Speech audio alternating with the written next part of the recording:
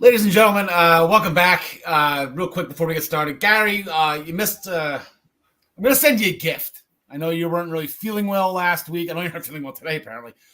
You weren't different scenarios though. You weren't really feeling well last week. I saw something. I'm sending it to you. Not sure when it's going to get there, but I saw this product just before. It's a toilet seat that shows how much you weigh, how much weight you lost. It's Any predictions, Gare, on what was left in the loo 2 weeks ago? Any pounds here means something different than I guess. Yeah, I think it was good. I think it took a big GG Dolan. Yeah. I'm going to say that's terrible. No, yeah, all good apart from I've racked my back, but all good.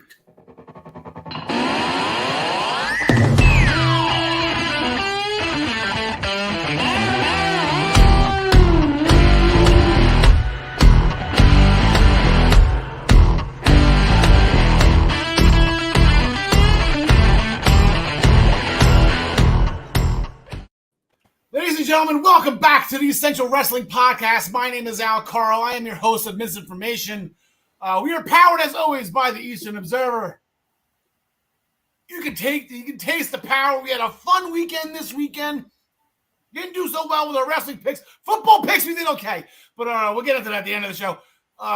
Did okay with our wrestling picks, but it was a fun weekend nonetheless. Extreme Rules Bound for Glory. I was absolutely more than happy sitting through all that on trains, both shows. Anyways, but let's hear our little guest, our panel here today. On the bottom part of our screen, as always, the first ever PWP champion, the living legend, John DeConnie. John, how are things today? Good. Fun weekend of wrestling. As you said, great wrestling. A lot of great wrestling. Some questionable booking decisions, but we'll get into that. Top part of our screen, I'm hoping Michelangelo is okay. And number 4, John Smith. Now, I've never noticed Michelangelo there before. Is this just, are you like a Sal Ruka fan? Are we doing the gnarly Cowabunga Hang 10 stuff now? Or you really never noticed I had Michelangelo here ever since I moved in here? I don't recall, no. Yeah, King Kong Bundy's always right in front of him. Oh, maybe, yeah. How are things? I was more of a Donatello guy. How's everything going with you today, John? Good. I can't complain. I'm ready to talk some wrestling. And below John Smith, our senior UK correspondent, Gary Mehaffy, is just falling apart at the seams. It seems like he had a stomach thing 2 weeks ago. Now more back issues. Gary, Yeah, I know you said he just turned 25, but I'm begging to differ on this. I think I must have a bad back just from carrying John Smith through everything that he's done for the last other weeks to keep him relevant. Like so, you know. I'll give you something to carry. On today's episode, we have a huge Ring of Honor Championship match tomorrow night on Dynamite. Some fun debuts and returns in WWE on both Raw and SmackDown this past weekend. Gary Mehaffy, he's with us right now. He's going to discuss the State of the Commonwealth Address by Pretty Deadly in NXT. We make our pitch for this week's upcoming shows, which is always sponsored by ProWrestlingPick'em.com. Play against your friends, Gary, don't hurt yourself. Play against the universe. There you go. Guys, she'll like it too. We're going to main event the show with Bound for Glory and the amazing main event between Josh Alexander and Eddie Edwards. Here is the Raw roll-up standings going into last week. Start at 122. Here we go. Into last week. AEW with a 4 roll-up lead on Raw with Impact not too far behind. SmackDown, NXT. I don't know, man. Xavier Woods is kind of disappointing me. I figured he was going to be the savior of SmackDown. Let's see what happens this week because I know he was in action. We're going to curtain jerk the show with Extreme Rules, with a callback, a little bit of an Easter egg by Triple H on Friday night as he started SmackDown. Just when you think it's over, it's just the beginning. And I'm assuming he was talking about at the end of Extreme Rules after the main event pit fight, which we will get into momentarily.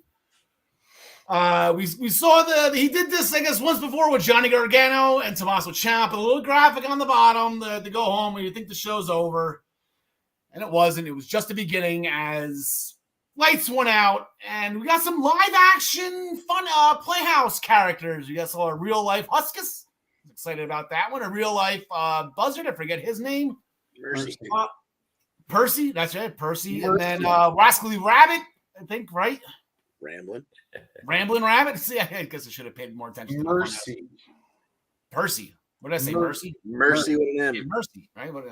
Yeah, like Waylon Mercy. Oh, Christ. That's how he got his name. That's why he wears the Hawaiian shirt. Really? That's why his name is Mercy the Buzzard. Yeah. Nice. I never knew that. We put two and two together. Nice. Very well. Good job, John. I thought that was common knowledge. Yeah. No. I worked with morons. Yeah. And then we got in some type of mask. That wasn't a White Rabbit mask from what I saw. Maybe I saw it in a wrong angle, but he was unmasked, and it was Bray Wyatt.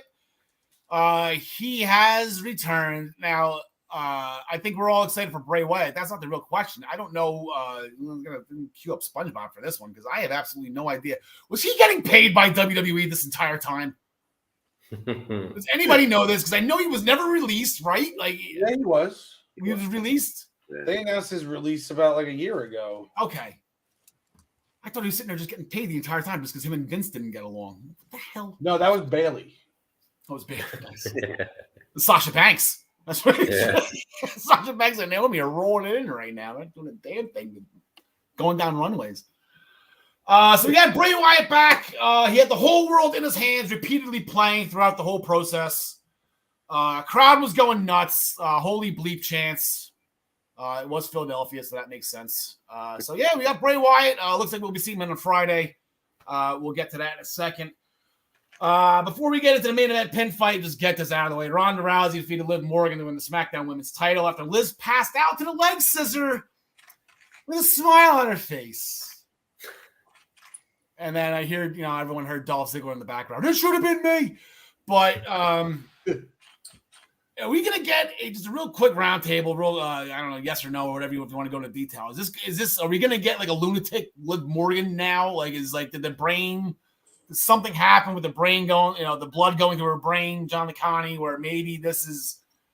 I don't want to say Alexa Bliss already did this, but are we gonna get some type of the Harley Quinn type deal? I guess you could do with Liv. Yeah, it would make sense for her to have some kind of attitude change over all this. I mean. The passing out with a smile on your face, you would think that was a decision, a choice, that's something they decided to go with, and that it will lead to something. So I think so. All right, John Smith. Maybe she's Abby the Witch now. Maybe she's Abby the Witch. I don't know. Gary? That was literally that's what I was going to say. There's been people saying that all of the characters are going to become wrestlers and people will be unmasked or whatever, and I could see that might be her character change to get involved in that. Yeah. A lot of people were saying that Joe Gacy was Huskus. That would make some sense. Oh, Dallas is coming back apparently as well. So I mean, he may end up being one of them, but I believe. I still believe. My favorite theory was that Mercy the Buzzard was Corbin because of the shirt. Yeah. That Corbin's still riding around with JBL. That's one long-ass limousine ride those two have been taking. John LeConnie, like I said, the show main event with the pit fight, that kind of shocked us because they were promoting the hell out of Ronda and Liv, but I guess it makes sense with the ring construction. Yeah, exactly. So you had Riddle and Rollins inside the fight pit with Daniel Cormier, your UFC Hall of Famer, as your special guest referee. And our NXT versions of this, I don't remember them feeling like a last man standing match with all the standing 10 counts, because that's basically what this turned into. It was someone would hit a high spot and Cormier would start counting to see whether or not the guy could make it to his feet by 10. And in the first instance, Seth hit a stomp. Cormier went over to Riddle and was kind of checking on him, and Rollins was losing his mind. He's like, start counting. So he didn't get his wish there. So he started to feel like maybe there was something that was going to go on between Rollins and Cormier. And then at one point, they made their way up to the platform around the raised platform around the outside of the cage. And he hit another one up there. And Cormier was like, no, you're on the roof. It doesn't count unless you're down here in the ring. And while Rollins was complaining, he got hit with an RKO, and he kind of rolled off the ledge and into the back down into the fight pit. He's on the canvas. Riddle hits a Broton from up there, and Rollins makes the standing 9 count, but then Riddle transitions into a triangle choke, and Seth taps out, and Riddle takes the fight pit. Yeah, I think we all most of us got all that. Most of us got that one right. I think, John, I know you had Rollins because of the title match on Monday, but I think we all kind of hoping that Riddle would go away with this. John Smith, you've evened your series with your guys against Gary's guys. Actually, no, you're up 2-0 now, right? Because Santos won, and now your boy. Yeah, it's kind of like America, Britain, like Yeah, 3-0. Yeah, if you count that one, little squirrel back in 1776. Yeah, 3-0. Yeah. So we got Karrion Kross refusing to put on the strap right off the bat in this match. So he starts beating the crap out of Drew with the strap, gets him outside, inside, choking him, this and that. Finally, Drew takes the upper hand, and gets the strap on him. Only to have Karrion take it back off at one point in the match and put it back, and somehow it ended up back on his hand. I don't even know how that happened, or maybe I didn't see correctly, but it just seemed like that was the case.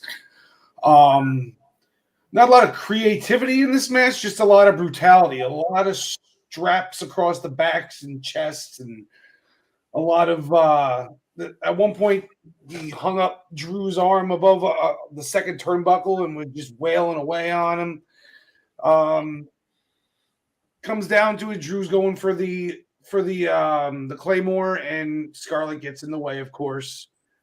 And after that, we get Karrion Kross with the win with the forearm to the back of the head. Yeah, I don't think Scarlett used enough pepper spray, though. I thought Drew may have picked that. Oh, yeah. Pepper spray. Did you see she had to have used that whole little. She just kept going. I'm like, oh my God. Enough already. He's dead. It's like that Simpsons. Like, all right, enough already. He's dead. Leave him alone. Jesus. Yeah, Karrion Kross with the big win by hook or crook. I use drenched in my notes.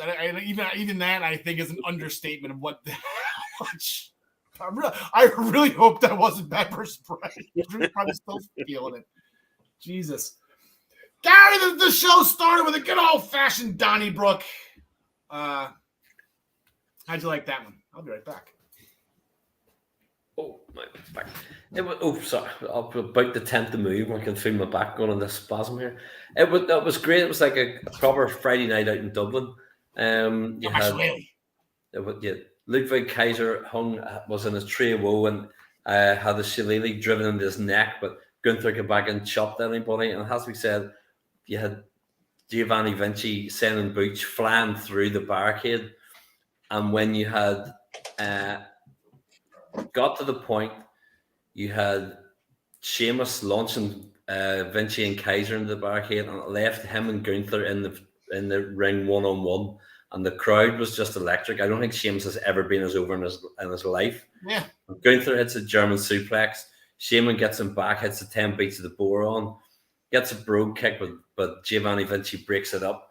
Butch then hits a moonsault from the top of the barrels to get everybody, and inside the ring, Gunther hits Sheamus with his big shillelagh, which I think is not a euphemism for what Jimmy likes to call him, and it kicks out just in time. Sheamus lifts him, hits Gunther with the Celtic Cross through the announce table, and inside the ring, Giovanni Vinci gets held. Sheamus hits a brogue kick for the 1-2-3, and the Brawling Brutes take it.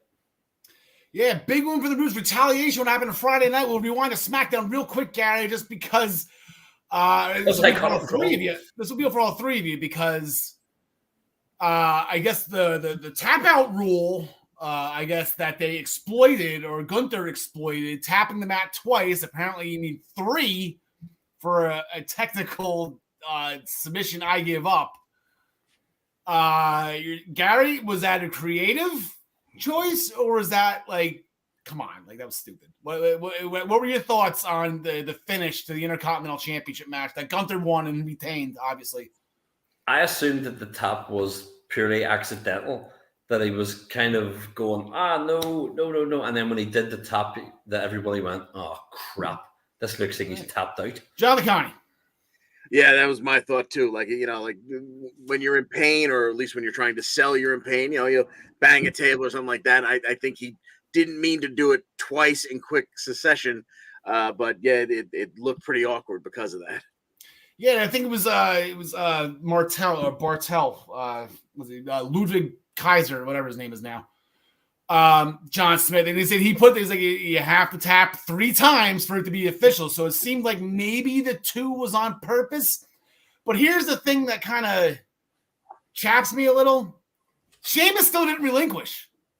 Like, if Sheamus would have heard the tap and then go, woo, like that, and then Gunther get up, I think it would have been a little more controversy. Sheamus didn't let go until Gunther hit the rope. So I don't know what the whole controversy about this is. Well, in that regard, you don't stop until you hear the bell and the ref pulls you off. That's just the way a fight really, like a fighter. That's veteran experience by Sheamus. Yeah, that's veteran. But I honestly, I think that this was planned, because I didn't think they wanted to have Gunther just beat him clean twice. He beat him clean the first time. This time, let him, like play little mind games or whatever. So I think that this was all part of the plan. It was. That's what I'm asking. Is this? Did you like this? Was this creative? Something original. We had never seen this before. Yeah, I mean, we always get something new and creative when Gunther's in the ring, but like it's always subtle. It's not like that felt very old school, like something that they would have done in the 50s. Nick Bockwinkel. Yeah. Going forward in Extreme Rules, Finn Balor defeated Edge in an I Quit match after Mr. Perfect put Ric Flair's head in a cage door, threatening to slam it if the horsemen didn't give up. Mongo hit football boy. Mongo did. The NWO wins, but Perfect slammed the door on Flair's head. Anyway,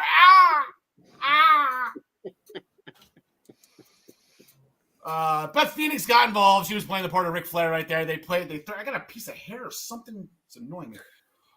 Playing the part of Ric Flair on that one. They threatened the concerto if Edge didn't give up. He did. They did it anyway. So win for Finn Balor and the Judgment Day. Bianca Belair defeated Bayley. How about Al Island right there? A little lonely on my island, but take the win on that one. The ladder match to retain the Raw Women's title after the KOD onto a ladder to finish Bayley so she could grab the Hanging Championship. Highlight of the night, of course, by The Miz beating the crap out of Gritty, who was being as gritty could be all night long, annoying the crap out of The Miz. The attack was thwarted by Dexter Lumis, who eventually silenced Miz by putting him to sleep. But who cares? Gritty got beat up. And I enjoyed every second of it. For once, I was on Miz's side. Yeah, right? But if you have ever seen Gritty actually is pretty good as far as mascots go.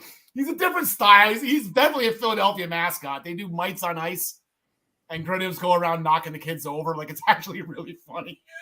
So good for that. So I'm just gonna circle back to Liv real quick. So I forgot to give her credit due. That was a proud couple months for our Jersey girl to be SmackDown Women's Champion. She lived the dream. Won a match at SummerSlam, retained her title at SummerSlam, catching a lot of great moments. But John Smith, as we all know, it's tough to beat a team 3 times in the same season. Liv Morgan once again just proved it. It's not that she got her twice, couldn't get her the 3rd time. So here are our results. Here's how we did at Extreme Rules. This Brian Roy guy went perfect. Maybe we should hire him. Maybe we should get some insight. Extending his lead, John LeConnie about 20 points behind. We still got some big shows left. Me and John Smith tied at 145. Beav is right behind. You say we got a train wreck there. Everybody else, but Brian Roy is just running away with it. It's good. Got some big shows. We got Survivor Series is big points. The Rumble's always big points. And WrestleMania, of course, is the Bleep show, where it's just points everywhere. So that standings are to be determined. But that's his fifth perfect, and that's why has as big of a lead as he does in the overall standings, which we'll get to after the Bound for Glory segment. So after our fun Extreme Rules, we're gonna rewind to the beginning of the WWE week with NXT. And John Smith, you're going to take this one. I promoted this as a Gary. I figured he was going to take the Pretty Deadly Commonwealth address. But let's just get the graphic right here. Here we go. Boom. John Smith, Pretty Deadly started the show with the State of Commonwealth address. Long story short, they've beaten everyone, so they declared themselves champions forever. Interrupted by Ridge Holland and Butch from the Bowling Brutes. That was pretty crazy. We're looking for a fight. Because it's Tuesday, John Smith. Tuesdays, fight night. Fight night, and it's also Rusev Day. It is Rusev Day. It's amazing. Oh. Good point. Yeah, so we got the Creeds versus the Brawling Brutes, and then you wonder how the heck are the Brawling Brutes going to even lose this match? You go and figure it's going to end up being like a double count out or something, but they had a hell of a match, and then Imperium interferes. Of course, they make their way over from SmackDown, but somehow there was no disqualification. The referee didn't see any of it, so Pretty Deadly ends up actually just straight up winning the match with their finisher, which was pretty crazy to me. Little spilled milk. See, I kind of like half get it. Maybe I'm just thinking maybe it should be called spoiled milk because Pretty Deadly doesn't like ugly things. But like spilled milk, there's no use crying. I don't know. I wouldn't want spoiled milk on that one, but yeah, spilled milk's so fun. No use crying over spilled milk. And then there was a Gallus video. I mean, we'll get to that in a second. Because Gallus, part of that video, they still want the tag titles from Pretty Deadly, but as we just found out about an hour ago. There is a number one contenders match tonight on NXT. John Smith, our senior NXT correspondent, all these teams appeared at the end of the show during Pretty Deadly's celebration. I think they kind of upstaged Pretty Deadly on that one, but it was Briggs and Jensen. It was Mehaffy and Blade, and then they're going to throw the Dyad into this as well. So John Smith, as your senior NXT correspondent, what do you got? I would like to know where the Creed brothers are. Well, the Creed brothers. They got their own thing to do right now. Yeah, I know. I just wanted to say Creed brothers like Pretty Deadly did at the beginning. This is a number one contenders match. Really? What was that? Yeah, it yeah, is. Yeah. Number one. Winner gets Pretty Deadly at some point. Maybe Halloween Havoc. Who knows? I think they're gonna throw in Mehaffy and Blade a bone on this one, and I don't see them winning the titles, but maybe we could have a Leon Ruff situation on our hands. Oh, you spoil it. I have a Leon Ruff reference later. Gary. I'm sorry, I lost stuff for a wee second there. Yeah, no problem. We have a number one contenders tag team match. Oh, yes. Briggs and Jensen, the Dyad. I figured the Dyad, we had the conversation beforehand how John was saying he feels bad for them because of the way they changed their look. So I can never really go against them, so I'm going to go with the Dyad. I want to go Grizzly Young Veterans as well. And yeah, they've just been so close on so many occasions of winning those belts. I just think it's funny that you've so many people that Triple H is bringing back and giving them the real names and the real gimmicks, and you still have those two wandering about looking like that. Yeah, well, this works with Gacy right now. Like, this was too. Like I said, honestly, this wasn't Vince. Remember, Sean took credit for all this. Yeah. Sean, this is Sean. This isn't even Vince or Bruce Pritchard.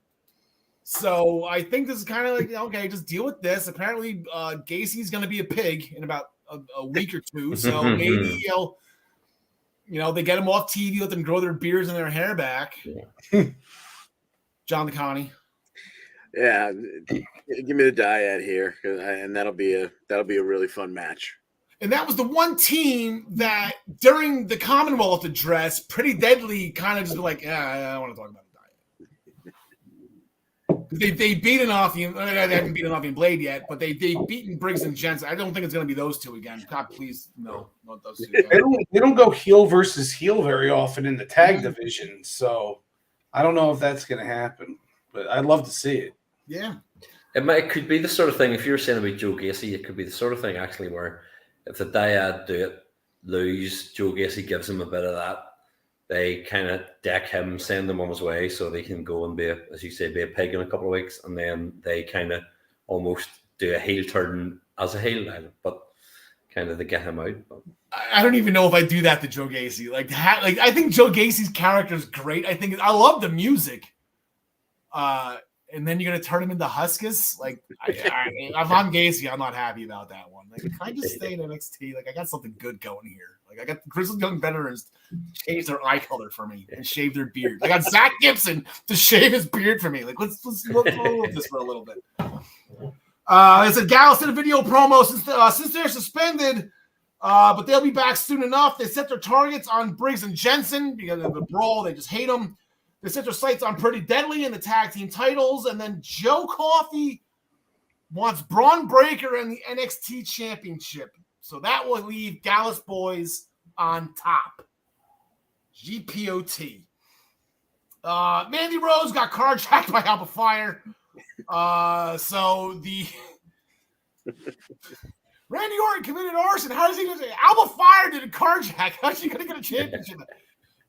So there was supposed to be a 6-women's tag team match with Toxic Attraction against Alba and Nikita and Zoe Stark. It turned into a number 1 contenders women's tag team match as Alba Fire was off terrorizing Mandy Rose. Stark and Lyons got the job done. So they're up next for Katana and Casey. But before we get to that, I don't know if that's going to be at Halloween Havoc or not. They haven't announced it yet. But tonight, I guess Alba Fire, I don't know if she released Mandy Rose or not, if this is one of those Dexter Loomis situations. It was just a scare and let her go down the road. But tonight's going to be Alba Fire, Gary, going against JC Jane. yeah, rather her than her tag partner. I'm not who will grow on me at some point, I'm sure. No, Alba Fire seems to be one of these ones. I think she's about to. I was almost going to use this phrase unintentionally to say set NXT on fire, and I don't mean it like that. I didn't mean it to be the worst pun imaginable. I didn't mean that. I do think that Alba Fire is about to be kind of given a bit of a rocket behind her. So this has got to be Alba Fire, right, John Connie? Yeah, it's time. And we've messed around with her. She's had a little stop-start, name change, whatever. It's time for her to rise up the ranks and get to that title shot at least. Yeah, I think she's eventually going to get it, John Smith, and now she'll probably go through JC this week, then GG next week before Halloween Havoc, if that's where they're going to have the title match. Yeah, I got Alba winning this, but I think she's getting jumped either during the match for DQ or right after she wins. She's getting beat down 3-on-1 by the end of this. Yeah, there's going to be a post-match attack. Let's see how good of friends Nikita Lyons and Zoe Stark are to Alba Fire, right? Because it was funny in the Icon match. I failed to mention this. Ray tried to come down and help on the beatdown because all the members of AJ was nowhere to be found. Like AJ was just like, screw it. Like he just completely pulled an Humberto Carrillo on that one. So he had other plans behind the scenes, apparently. Well, yeah. Duke Hudson having a little fun at Brutus Creed's expense, John the Colony, after all those chair shots by Damon Kemp the week prior. Julius didn't like the comments, so they thought about it. Indeed, they did. They didn't do it for very long, though. This was a sub 1 minute match. Julius just smacked Hudson around, hit the cartwheel slam, the basement clothesline, 1, 2, 3. And afterwards, Brutus, even who wasn't cleared to do anything, came down and he got a little frustration out on Hudson and his face. But then the attention was taken away by Damon Kemp, who was in the crowd on that riser there in the corner of the building. And he wants Julius at Halloween Havoc, even though he knows Brutus wants another shot at him. Brutus is pissed. Brutus is pretty pissed. So he tells Julius, if you beat me, your brother gets his rematch.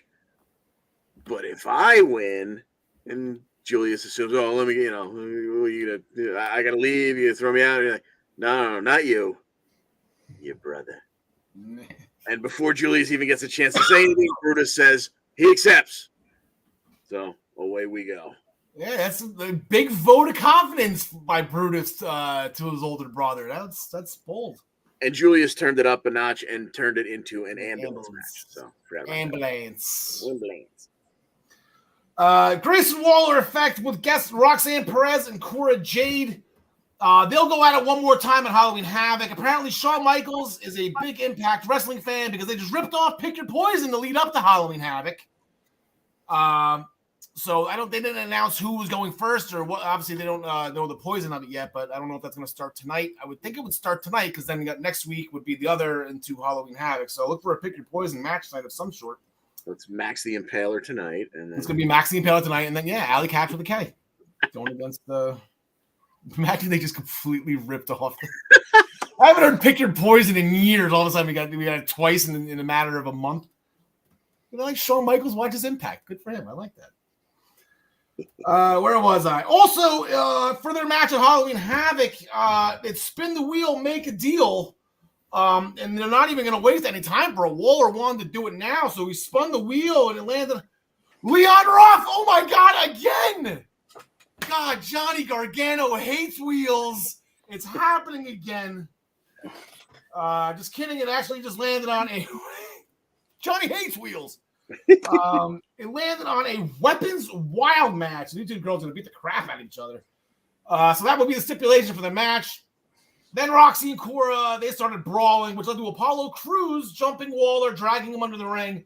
And another prophecy comes true as Waller's eyes were all bloody when he came back out of it. There's got a lot of going on in NXT. There's a lot of stuff that's going to be off the card at NXT Halloween Havoc. I don't think we're getting Crews and Waller. I don't think we might not get. They have one more. They have 4 matches booked right now, so there's a spot for one more. We got the women's title. We got the women's tag titles. We got Waller and Creed or Waller and Crews. Well, they're not going to have Wendy Chu and Lash Legend John Smith. They just had that last week. Hopefully to end that feud.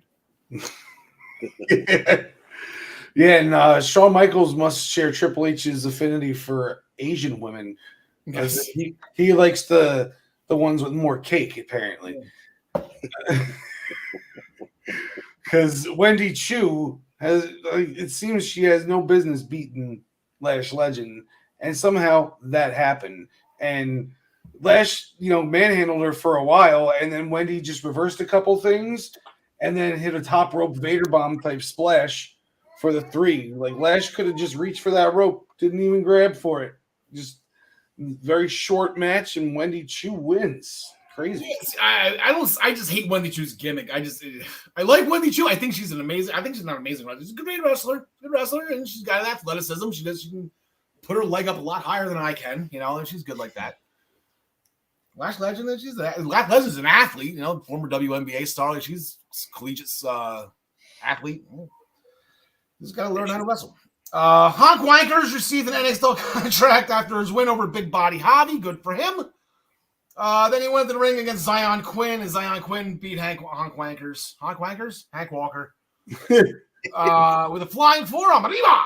Post-match attack by Quinn, thwarted by Quincy Elliott. So again, Quincy Elliott stepping into the business of Zion Quinn. Look for that feud to get some steam. Gary, we had a ladder match preview with 2 of the qualifiers for the NXT North American Championship ladder match with Carmelo Hayes and Oru Mensah, who is in your jurisdiction, Ollie Carter. Yep. It's come across from NXT UK. Yeah, we had Oru hit an arm drag, and there were submission attempts, and then he hit a Hurricane Rana and a side slam. Now, Hayes had a great-looking DDT off the apron and went for the pin, but he kicked out. He has fought back and hit a lariat off the ropes. Mensah sent him face first into the turnbuckle. But as we come to the end, Mensah had a kick to the head and a lance-salt and what looked like a spinning back heel kick. Trick Williams jumped in between Hayes and him and Carmelo Hayes, and he took the kick, which allowed Hayes to hit fade away, and Carmelo Hayes pinned Oro Mensah clean-ish, sort of. Clean as you get Carmelo Hayes, and he was happy to get back onto his winning ways, and he actually sat ringside for the next match, which was the fourth qualifying match for the North American title match. It was Von Wagner. He defeated Andre Chase with this Death Valley suplex. I don't know what else to call it right now. It doesn't have a name. It's like a Death Valley driver, but he goes all the way into the suplex. Doesn't quite jackhammer him, but it just throws him over. So Von Wagner's in. That makes 4. There was a backstage segment with Sanga and Nathan Frazier. Apparently, they're becoming buddy-buddy now. Sanga was a little bummed that he can't be in the ladder match, so he hopes that Nathan Frazier wins it. Interesting. Frazier was all happy and giddy about it, and as he walks away, Veer Mahan rolls up next to Sanga, all suited up, all ready to roll, and I think the NXT Tag Team division might be in trouble if they're going to unleash Veer Mahan on it. So we'll get to that. He was looking quite dapper. We'll get to them, I guess. We'll cross that bridge when we get there. It was a quick little segment. He, did the collar pop, and, he was ready to roll with Sanga. Sanga appreciated the style. But that leads us to the fifth and final qualifying match, Gary. It's the qualifying match for the NXT North American Championship ladder match. The title is currently vacant. That will take place at Halloween Havoc. But it's also match 3 of the best of 3 series. The rubber match between Axiom and Nathan Frazier. We're not getting the British Rounds match, but that doesn't make this match any less important or awesome. I'm going to go controversial here. I'm going to say that that there's some sort of draw or double DQ or double pin, or that they do something and that they pull them both out of the ladder match, and that they have the rounds match at Halloween Havoc, to say that they need to to beat them. And so there's only one way. If this is a draw, there's only one way to do it, and they have the rounds match. And that's when we see eventually. Surely to goodness he has to come at some point. I love where your head's at, Gary. Love it. If you get Noam Dar, that'd be awesome. John Smith. That sounds like a fun idea, but if it doesn't happen, I'm going to go with Nathan Frazier because he has a face. Okay. John DeConnie. And either one of these guys in the ladder match is going to be fantastic. I'm going to make my pick based on one thing and one thing only. We haven't seen Axiom pull out that moonsault DDT yet. Mm-hmm. That's how he wins this match and gets himself into the ladder match. I like that. And the prediction. Nice. Yeah, I don't think a roll up here. That wouldn't be fun. I got Axiom as well, and I know Nathan Frazier is a Jersey guy from the Isle of Jersey, the homeland, the motherland. I honestly can't pick. I'm just picking Axiom for the sake of just making a pick here. I honestly, exactly, both of these guys would absolutely kill it in that ladder match. It's not like Big Show versus The Miz, where Miz is going to shine in a ladder match. But yes, I said that seriously. Well, by comparison to Big Show, I would have to agree. Yeah. This is 1-time Money in the Bank win. I'm just going to Axiom. I maybe just give A-Kid a little bit of a chance here to shine, or excuse me, Axiom a little bit of a chance here to shine. Can we just put them both in and take Von Wagner out? Wesley attacked Carmelo Hayes right after the Wagner Chase match, saying it was a receipt from getting his head slammed by him and Trick. Another reference. Interrupted by Stax saying Wesley intentionally injured Tony D in a qualifying match, and actions have consequences. And those might come tonight. So it's going to be Channing Lorenzo, a.k.a. Stax, going against Wesley. I am actually shocked. I said it last week that Wesley, I'm shocked that he's not putting his qualifying chance on the line because he didn't actually earn it. Tony D'Angelo got injured, but he's saying that Wesley was the one that injured him. I guess maybe that's the story they're doing here, John Smith. But Wesley and Stix.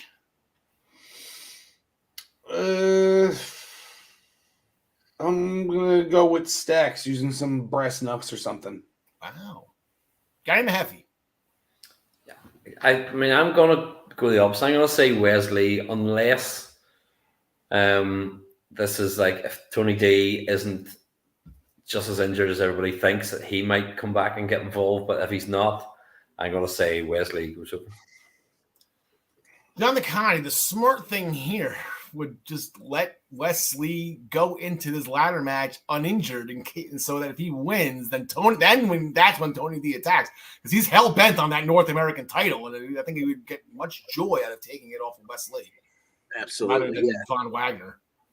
So if this one is just Stacks and Wesley, I'll say Wesley takes it to build that all important momentum going into the ladder match. But like Gary said, if this is a kayfabe injury on Tony D and there's going to be some storyline where he jumps Wesley tonight, then who the hell knows? But I'm going to assume it's a straightforward match and Wesley takes it.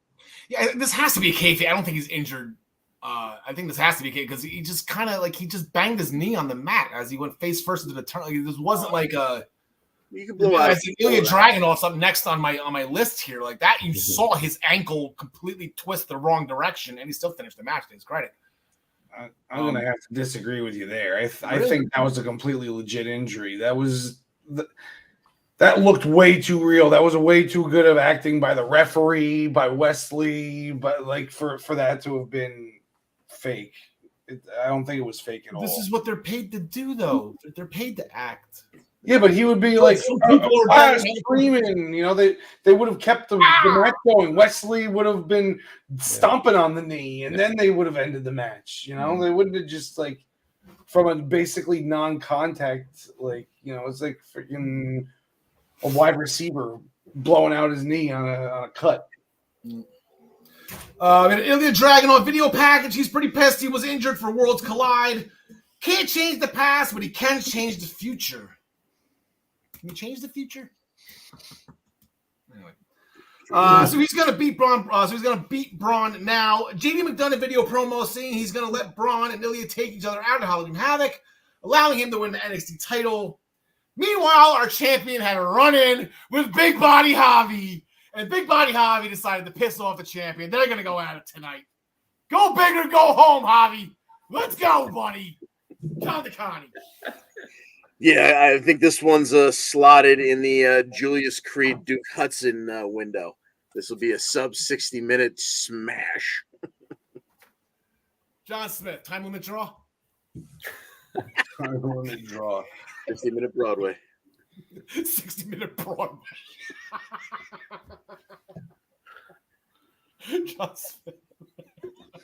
Even the words "big body Javi" make me cringe. I don't seriously then. No, it's I'm taking it for exactly what it is. I think it's just. I think that's what I'm supposed to feel when I hear that. You're supposed to fucker every time you hear him say that. Yeah, exactly. He gives me weird vibes. I don't know. I'll probably always pick him to lose. Yeah, pretty much. Yeah, Gary.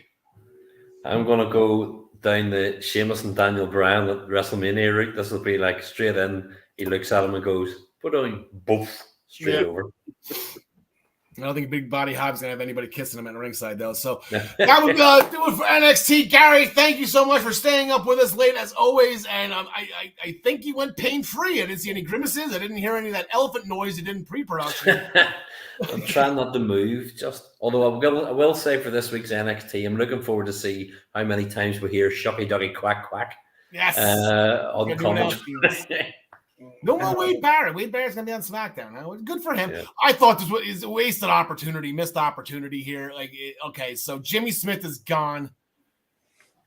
I'm not the British accent. No offense, Gary. If it's not NXT UK, I kind of don't want my play-by-play guy to have it. I thought Kevin Pat. You could have brought Morrow back. Come on, Hunter. I'm sure he made the phone call, but this was the perfect chance to promote Vic up to Raw, or even just put Morrow on Raw. I heard a little bit of Raw. I didn't see much of it. I heard a little bit and listened to the commentary, and I went, "No, Kevin, you're not long for this world on the commentary there, mate." I don't think. Not saying Kevin hasn't earned it. He's hosted the pre-shows. He's great at what he does. I'd rather him just do all the backstage stuff. Meanwhile, Coach got them. Not Coach Saxton. That was Tad racist. Saxton got demoted. That's unfortunate for Saxton. He's been there forever. Now he's got to go back to interviewing people in the back. Anyway, but Gary, thank you so much for staying up with us. We will talk to you next week. Have a good one. See you later. Feel better, Gary. What's wrong with the British announcers, though? Like, Lord Alfred Hayes was the man, remember? I remember him more as a backstage guy, though. You know, it's not promotional consideration. Yeah. Like, that was awesome. Yeah, that's my childhood right there. It actually was it caught me off guard. I was rewatching the house show that eventually was released on VHS of Bret Hart beating Flair, and it was Monsoon and Lord Alfred Hayes calling the match. I'm like, wow, this just feels weird. No, it didn't feel right at all. I'm sure they agreed with each other. Like, that's not. Yeah, exactly. Yeah. They got along too well. So we're gonna run through. We're running a little late right now. We had a little too much fun with NXT. So we'll see what we can do here. John Smith, we'll give you all the time you want on this one though, because I think you've been waiting for this. Hit Row is in the ring. Hit Row. Everyone's laughing, having a good time, and then we see Zelina Vega. Zelina Vega with blonde hair. Yeah. And then all of a sudden, 3 masked luchas come in the ring, and it was like a callback to when El Hijo del Fantasma won the Cruiserweight Championship tournament a few years ago. That was like episodes 1 through 5 of the Essential Wrestling Podcast. I remember Kushida was that was my pick. Yeah, so a bunch of stellar moves to beat the crap out of Hit Row because they got jumped, and then they reveal themselves to be Legado del Fantasma, but without Elektra Lopez, which is weird. I'm not going to hate on it just yet because I really think Zelina Vega was great as Andrade's mouthpiece back in the day, and I think she's better served in this type of role than being Queen Zelina or like trying to just be like a straight up wrestler.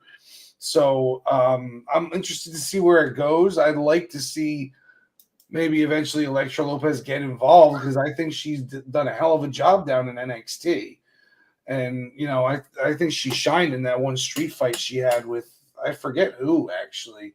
Was it Lash Legend? Lash? Yeah, I want to say it was Lash. Yeah. No, it was 2 people that were very green, and it was like, oh, that was a hell of a match by those 2. Yeah. Yeah. Oh, no, it was B-Fab, actually. Oh, yeah. Yeah, so, like, what that even makes me feel more like Elektra should be there. But, I love that Legato's, around. They run the bingo, and we'll see where this goes. Yeah, I like Zelina Vega. All this tells me right now is that 1, Andrade is not coming back anytime soon. 2, Aleister Black's not coming back anytime soon. And 3, so Aleister Black left, Malachi Black left with mental problems, and he probably needs his wife right now. And I'm not back on TV. Sorry. If you want her, you got to come work with me. Touche, Hunter. Touche. But Elektra wasn't really a mouthpiece for Legado. That's the thing. I don't think Santos needs one. That's where my confusion is nothing against either or. I don't know. So see what happens. Yeah, exactly. To be determined. The Viking Raiders, speaking of wrestlers' wives, Viking Raiders video package. Don't confuse their absence with weakness, followed by a female voice saying Valhalla awaits.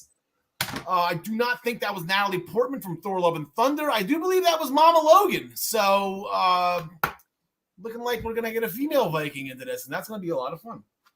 Raquel Rodriguez and Shotzi. Again, that team. Raquel and Shotzi. What the hell? Didn't they hate each other like a month ago? Defeated Sonya Deville and Xia Li after Conchita Bomb on Sonya. Damn it, Sonya. We got a match coming up this Friday. Maxine Dupree was yelling at Max for attacking the Maximum Male models the week prior. Max corrects her, saying he's L.A. Knight. Yeah, I'm shocked they didn't call her a dummy, but I guess we'll cross that. Maybe that was more of an Eli Drake thing. The dummy button, right? Remember that, dude? Dummy. Yeah, that was a lot of fun. So we're gonna have L.A. Knight and Maswa, John Connie. Yeah. And Mace can get involved too. LA Knight's going over. John Smith.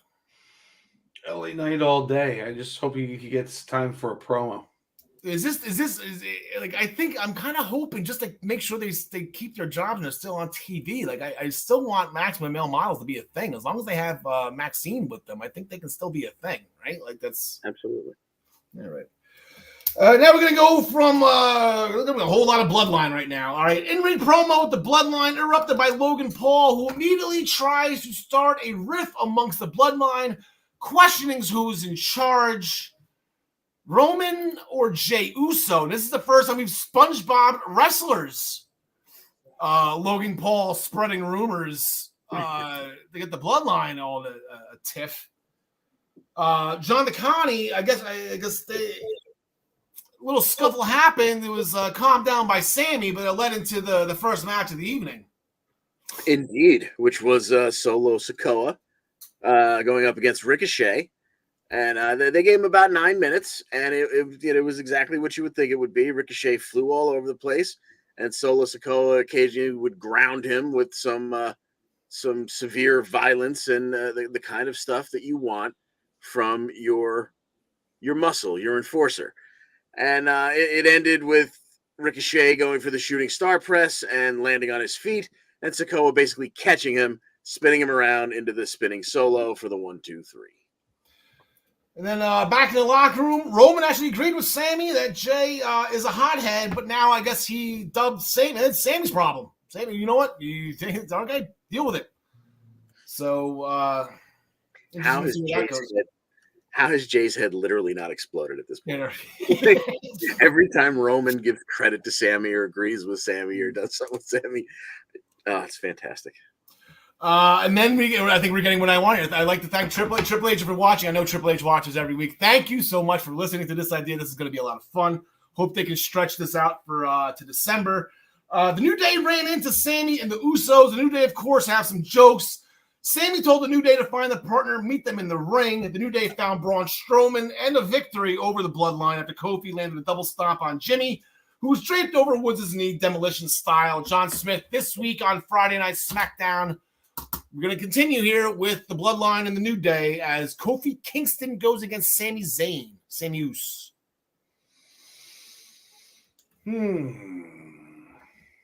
I will go with Sami Uso on this one.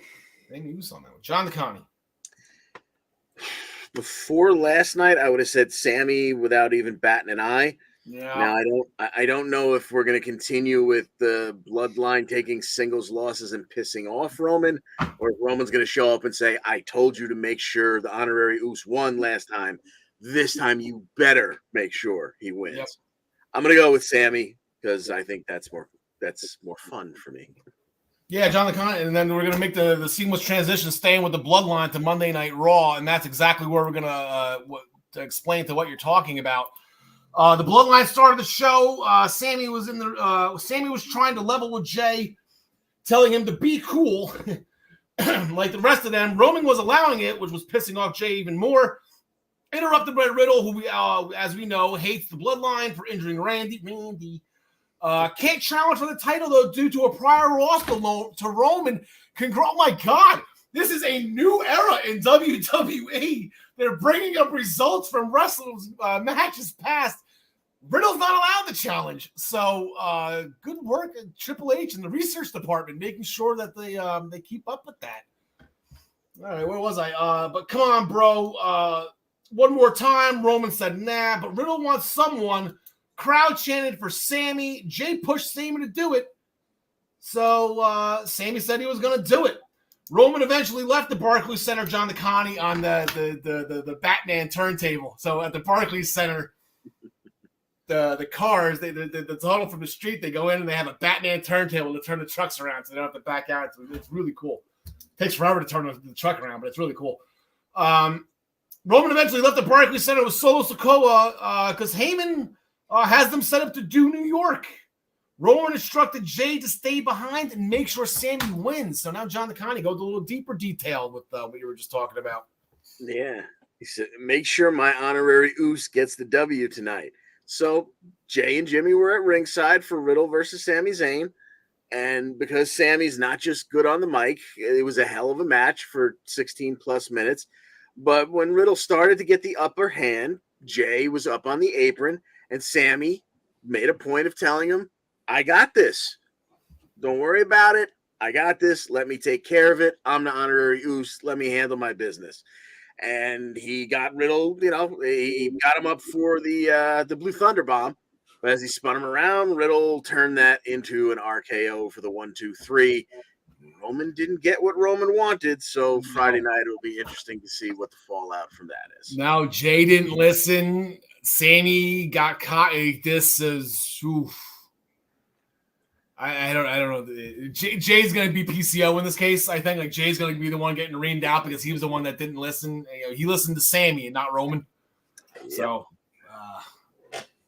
damn it, Logan Paul starting rumors. This is. Where did that even come from? Am I talking to the tribal chief Roman Reigns or the tribal chief Jey Uso? Yeah, I had no idea. Yeah, it literally came out of left field and it has no merit to it, and yet it's working. And no one's taking orders from Jey Uso. He's just the loudest one. He's the squeaky wheel. John Smith. We went right after that. We got Rey Mysterio and Chad Gable. Man, I would have loved the Cruiserweight Championship to be on the line for this one. Yeah. Well, we didn't get exactly the match we would want between these two.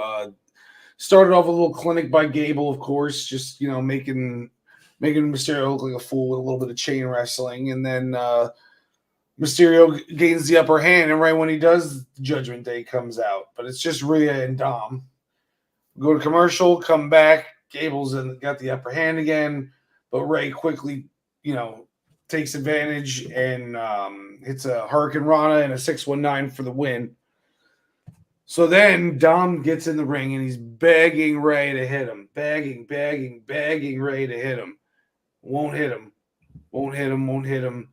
Eventually, there goes a box. Eventually, the Judgment Day comes out, or the rest of the Judgment Day come out to attack Ray, but he fends them off.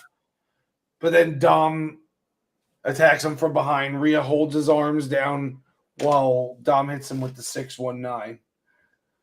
Then Ray leaves the ring crying. We see that from the commercial break. But he was in tears, heartbroken. Judgment Day's still in the ring, and they call out AJ Styles because he's family to Finn, and he wants him to join the Judgment Day, or else. AJ Styles comes out, says that he does need some family in his life, and he gives Finn a big hug and then says, I wasn't talking about you. And then out comes Sex Ferguson and Karl Anderson. The OC is back together, and now we got a feud between the Judgment Day and the OC, and I couldn't be more happy. I am so upset right now. I am in the process of moving. My OC shirt is packed away at my parents' house right now in storage. I'm like, yes, I get to wear my. Damn it, I don't have it. I was gonna totally pop with my OC shirt on today. I popped for that. Like I said, I missed. I was off social media. I completely missed the report that they were talking to WWE. So I was, genuinely surprised with a smile on my face that I didn't know that and something happened. Unfortunately for me, I read something that said that they were likely going to be coming back when I was scrolling through Facebook, not even trying to see something. I hate the internet. I hate it. Yeah, the OC is back together, the original club. Nice. Johnny Gargano defeated Austin Theory after a one final beat DDT, but before he hit that, he went flying. Theory was on the outside. Johnny went flying through the ropes and hit another DDT before that and absolutely crushed Theory. You can even hear now. I think it was Graves. Oh man, Theory's in trouble now, and he was, and that was the end of it. DDT. And Johnny sold when hitting the backs flat on it too. Very, very good match between the two. Johnny Gargano with the win. Wife did the same. Backstage with damage control. Dakota did most of the talking, show her love for Bayley and what Bayley has done for her. Io Sky had some nice things to say as well. I don't know if you guys translate. I was able to translate that. Very, heartfelt by Io Sky. Bayley's going to take out her frustrations on Candice LeRae, and Kind of did with the post-match attack. Candice LeRae, check one. Roll up. Welcome to the show, Candice LeRae. Roll up on Bailey, reversing the Rose Plant. Then paid for it. Actually got jumped by Kai and Sky. Thwart attempt by Bianca Belair. Didn't work out so well. She got her ass kicked too. Asuka and Alexa Bliss doing their best Humberto Carrillo impersonation. No showing the thwart attempt. Not good friends right there. Omos defeated Joey Ace and Chico. AKA Twin Action, as is tradition. I did actually see Nelio Cuomo Castro, or whatever the guy's name is, that Brian Roy interviews all the time for CCW, Coastal Championship. I guess Chico's a CCW guy, so Nelio was all happy, congratulating Chico. And he got a segment with DX, which is, you know what? I can't say that. So good for those guys. They have to be on screen with Degeneration, albeit being made fun of. A lot of tongue-in-cheek stuff. Elias returns next week. Get excited. I guess this beard goes back really fast, I guess. I think that's what we were waiting for, right? Elias returns next week. And the video promo thing, it was his old NXT music. Now, that was some great guitar playing. And it made it for like a hot second before when it was on Raw. And then they switched it. If you want to hear some good guitar riffs, and I'm pretty sure Elias was playing the guitar, go to YouTube. The song is called Drifted. It was you'll see a picture of Elias Sampson. You know, Elias is the last name. It's the Sampson family. Very good. So I'm excited that they're returning to that music. It's called Drift. Bobby Lashley did an in-ring promo before his title defense, John DeConnelly, saying he wants to be a fighting champion for the people. Rattled off his list. I beat this guy. I beat this guy. I beat this guy. And then that guy showed up. Seth Rollins, get your ass out here to take your butt whooping. But he didn't get Seth Rollins. No. Instead, he got Cowboy Brock. And Brock comes out, takes off his hat, says hello to the fans, says hello to Bobby, and in the process of finishing that sentence, scoops him up, F5, German, F5, Kimura, and then, how do you do? That's the end of the night for Brock. He takes off, which brings Seth Rollins out right after the break, and he's demanding that now Lashley's being attended to by the medical staff, and he's in such bad shape, but Seth's got a title match, so he's got to do it, right? He's got broken ribs too. I think I heard him say, "My ribs are broken. I'm fighting. Let's go." He's banged up too. But still, Bobby is inching towards that aisle like he's headed backstage. Then he calls him out as a champion, and that gets his attention as a former champion. And he calls him out as a former soldier. That gets him back into the ring. And the bell rings for the U.S. title match. Bobby goes for a spear right away. And I know this is the second time that Seth has done it, but that is the greatest counter of all time, countering the spear into the pedigree. He only gets a 2 count. Rollins goes up, hits a frog splash, still only gets a 2 count. It's going back and forth, back and forth. It's only a 2.5 minute match, but Lashley's still kind of in it, and then there's a stop. And then just to make sure, there's another stop. And a 1, 2, 3, and new U.S. champion, Seth freaking Rollins. Yeah, for the second time in his career, he wins the U.S. title at the Barclays Center. Yeah, he won that title for title match at SummerSlam against John Cena, where what was his name? Jon Stewart didn't want Ric Flair's record to be broken. So right. He lost John Cena the match. So Brock Lesnar and Bobby Lashley were going to get at it again. They competed, they fought. Bobby Lashley beat Brock Lesnar for the WWE Championship at the Royal Rumble this past January, and Brock won it back in the chamber, but Lashley technically was in it, was injured right off the bat, didn't really compete. So Lesnar and Lashley never really had the rematch. So I think that's still fresh on Brock's mind. It was only about 9 months ago. Sure. So there was a post-match interview with Bobby Lashley. He wants Brock to show up next week on Raw to see when and where in Brock's contract he's allowed to fight again. Pretty sure Lesnar will have Crown Jewel open on his schedule. There was a weird video package with a deep voice repeating, "Revel in what you are."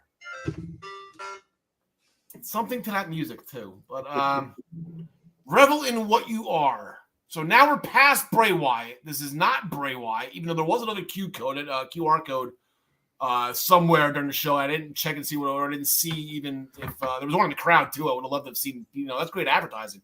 Hey, is that Bray Wyatt? No, it's porn. Is this Retribution again? Like, is this Mustafa Ali? Because that was that voice changing thing again that he was doing in front of the. I think this is Mustafa Ali and Retro. I think T-Bar. I think T-Bar is making a comeback. They're going to re-sign Slapjack sponsored by Popeye's Chicken. I think we're getting a Retribution reborn here, boys. Get excited. Mrs. birthday celebration ruined by Dexter Lumis. Just going to leave it at that. Still no explanation why Lumis is continuing to torment the Miz.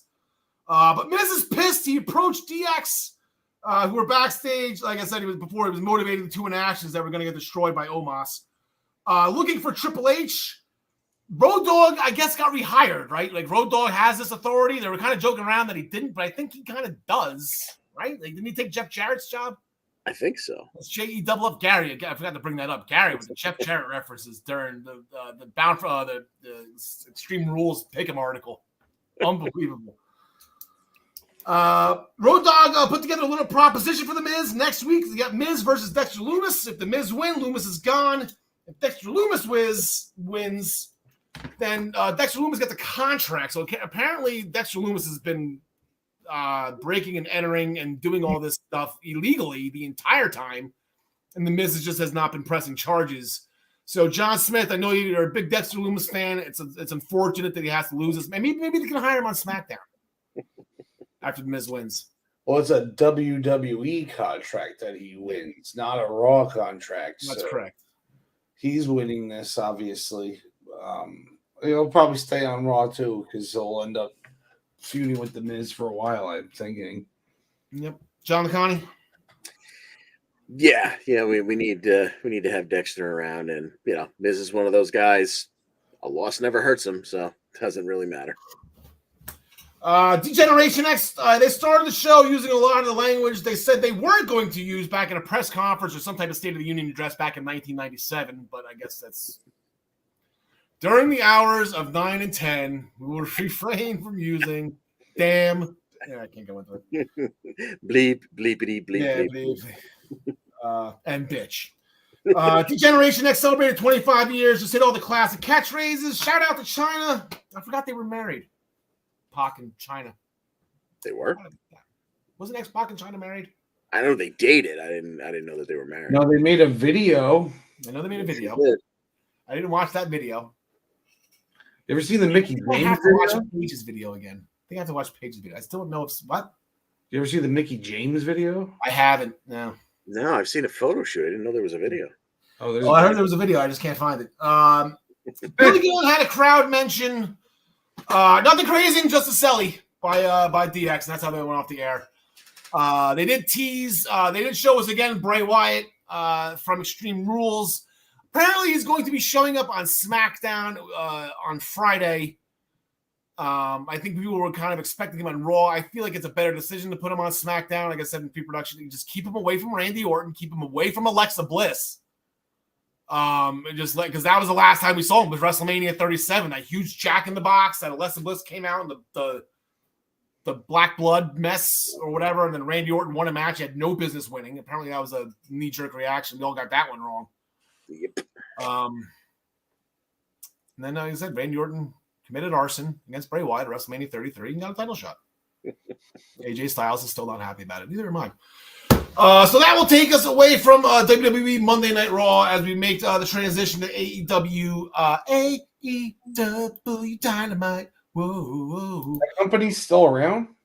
What's that? That company is still around? AEW is still around, and actually they had a big match, John DeConnie, Hangman Page and Roosh on Wednesday night. I think Wednesday was that the third anniversary, or was that 2 weeks ago? Yeah, that was the 3rd anniversary show. Yes, sir. Yeah, 3rd anniversary. Congratulations, 3 years. Right. Yeah. When does their Hall of Fame start? And our first inductee, Sting! Oh, Jesus. You know that's happening, too. Exactly. Or, like, Eddie Guerrero, just to, like, be... Yeah, Owen Hart and Eddie Guerrero. Yeah, Owen Hart's good. Yes. So we had Hangman versus Roosh. And they only went for about 9 minutes because this could have been a pay-per-view quality match, and it was very entertaining. Roosh hit a straightjacket pile driver for 2, and Hangman got out of it, but he rolled to the corner. That's a bad spot if you're facing El Toro Blanco. So Roosh lined him up for the Bull's Horn. Hangman jumped to his feet to cut him off with a clothesline, and that set him up perfectly to step out onto the apron and hit the buckshot lariat for the win. Afterwards, Private Party was out. They walked down Hangman like they were going to do something, but Jon Moxley came out through the crowd. Private Party backed off. Moxley was trying to make sure, not to mess with his main event coming down the line. And he explained that he had been waiting for this match with Hangman for 3 years, and it's 13 days away in Cincy. Yeah, it's going to be. I mean, I'm intrigued on what NXT does to counter, if anything at all, because that's going to be the go-home show for Halloween Havoc. That's what I'll be watching. But so it was Jose and Roosh that instructed Private Party. Andrade couldn't make it to the arena, huh? That night, busy. I think he might have been there at one point, but not for long. MJF defeated Wheeler Yuta after MJF reversed the seatbelt roll-up into the salt of the earth. Getting out of the Raw roll-up, MJF. And AEW trying to extend their league, and Max being the ultimate heel that he is. No. No Raw roll-up for you. Post-match, Yuta extended his hand. Max looked hesitant. Lee Moriarty attacked Wheeler Yuta, which Max didn't instruct him to do, so that was pretty interesting. Stokely handed Max his ring, which prompted Regal to make his way down with his brass knucks and chase Max off. That was an interesting little rift between MJF and the Stokely Hathaway and Jade Cargill's baddies. They're like, this is not what I'm telling you to do. No, I didn't tell you to do. No, why are you handing me a ring? Now you pissed off Regal. Thanks. Great. I have one ring. He's got a whole handful of brass knucks. What am I supposed to do with that? So intriguing to see what that goes to. Prince Nana, John DeConnie, he reintroduced us to the Embassy, which includes Brian Cage, who's not making his return, but his arrival. How'd that work? Yeah, I mean, this is a match that this almost should have been. This should have been a pay-per-view match. I got intrigued by this one.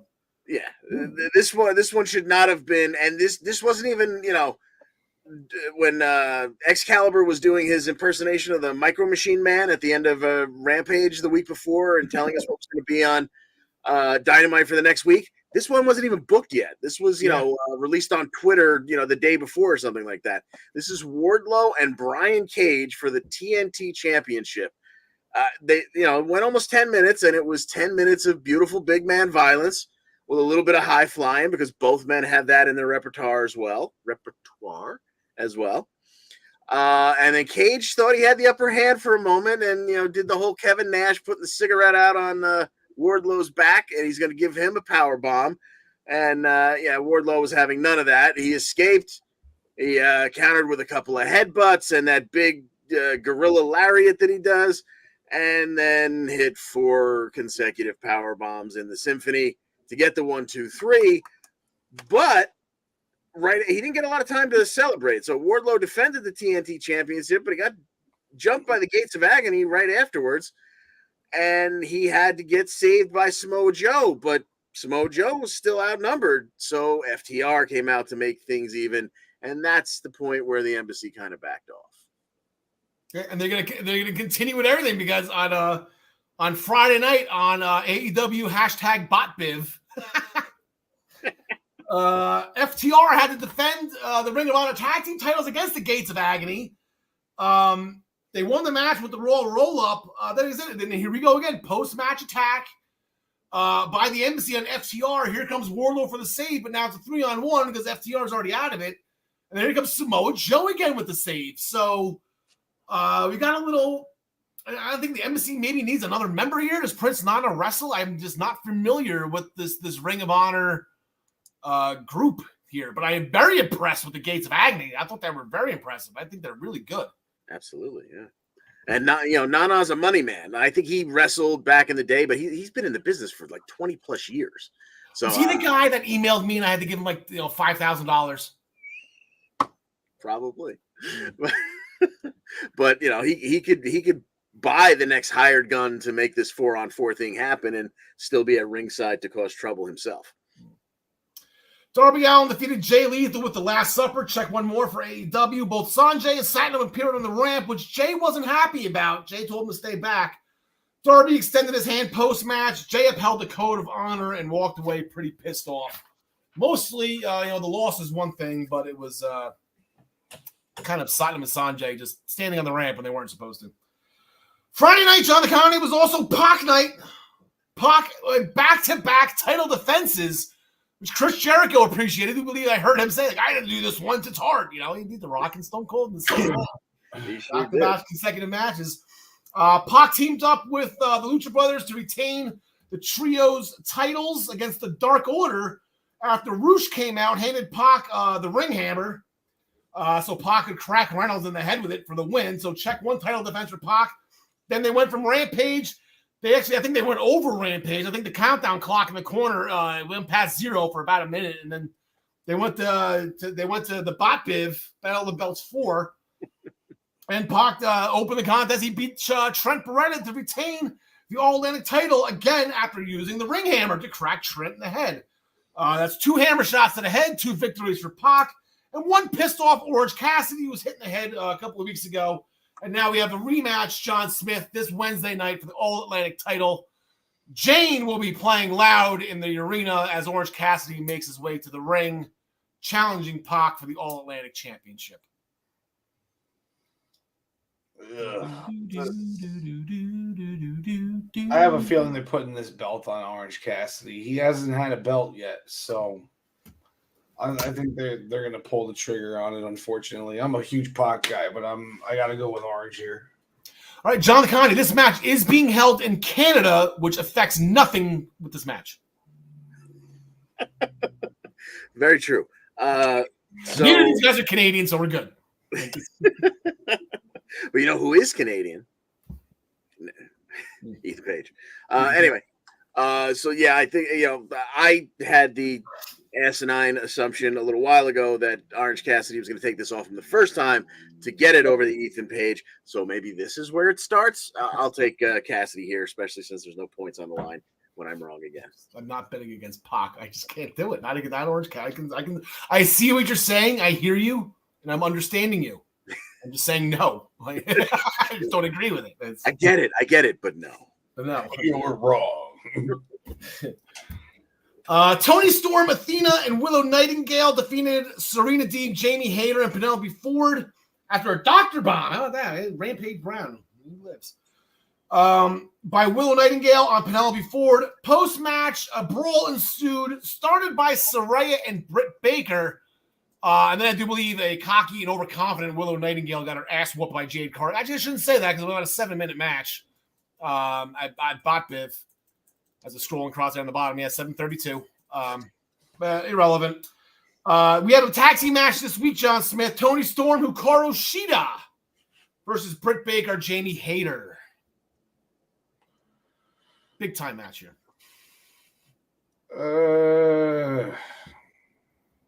That is a pretty tough one. I'm going to go with Britt and Jamie, though.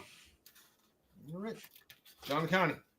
Yeah, I agree. Whoever Tony's going to face next, I think a lot of people are hoping it's going to be Hayter, but it'll probably wind up being Baker. But either way, one of them gets a win here, and that sets up the singles match somewhere down the line. Okay. The one thing I love about AEW, I don't know if I've said this before, but I know I'm going to echo what a lot of people say. The one thing I love about AEW is it's wrestling.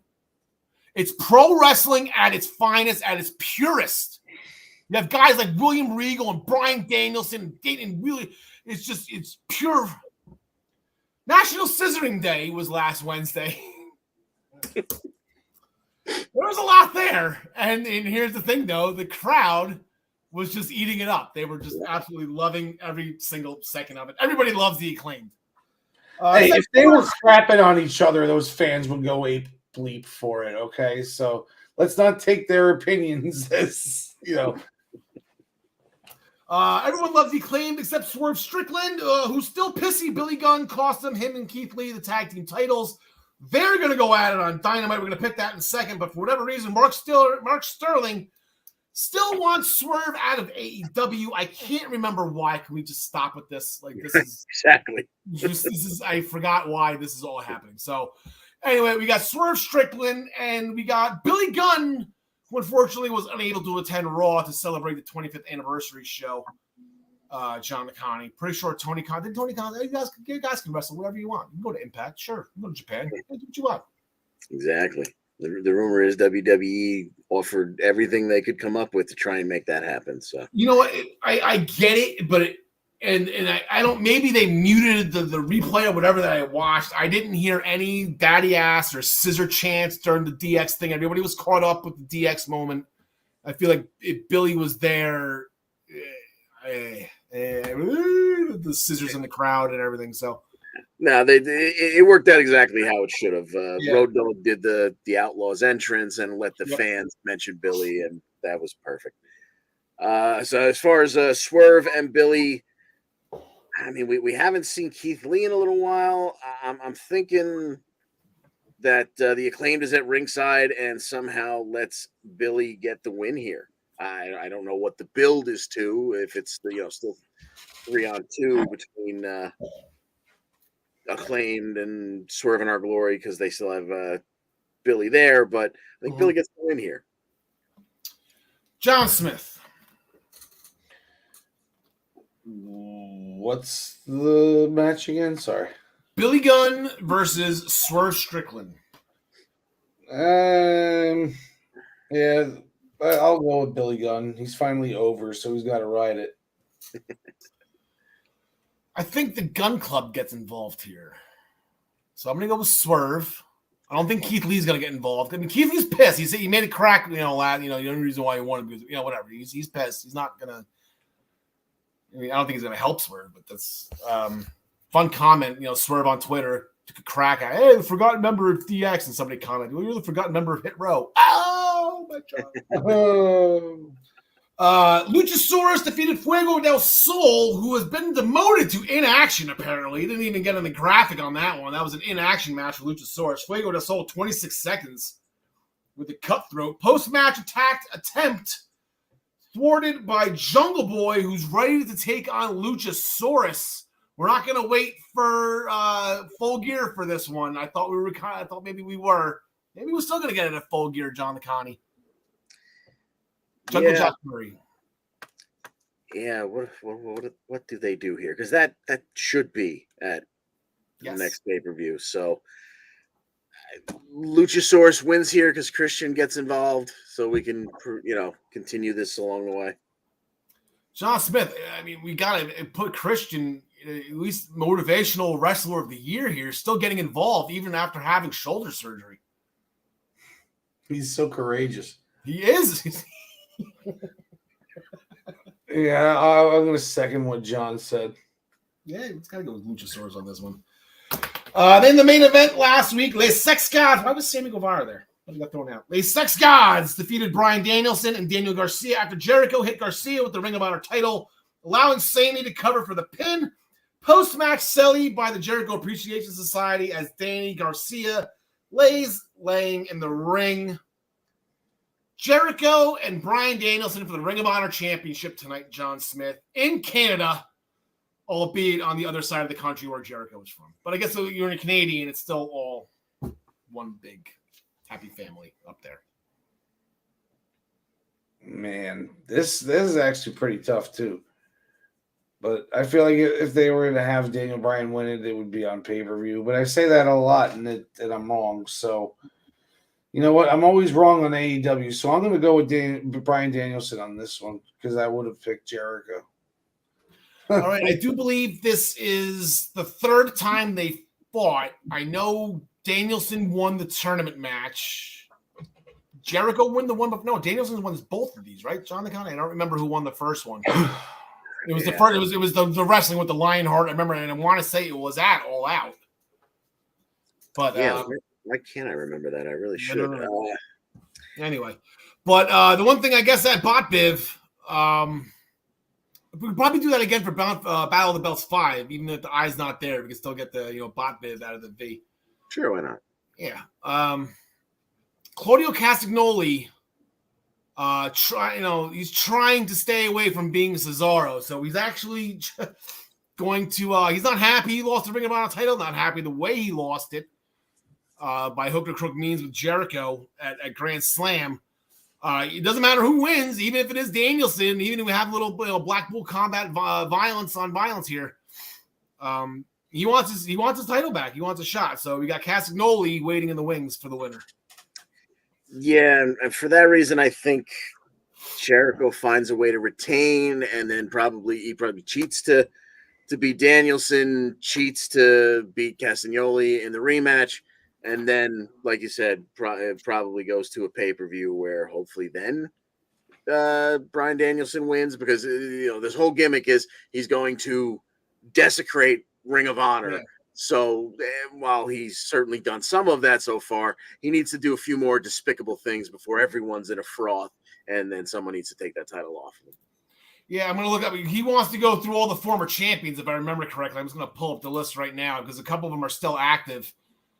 Gresham's gone. Bandito he just did. PCO, that'd be fun. Roosh. Dalton Castle will be around and get the crap out of Dalton Castle. Cody.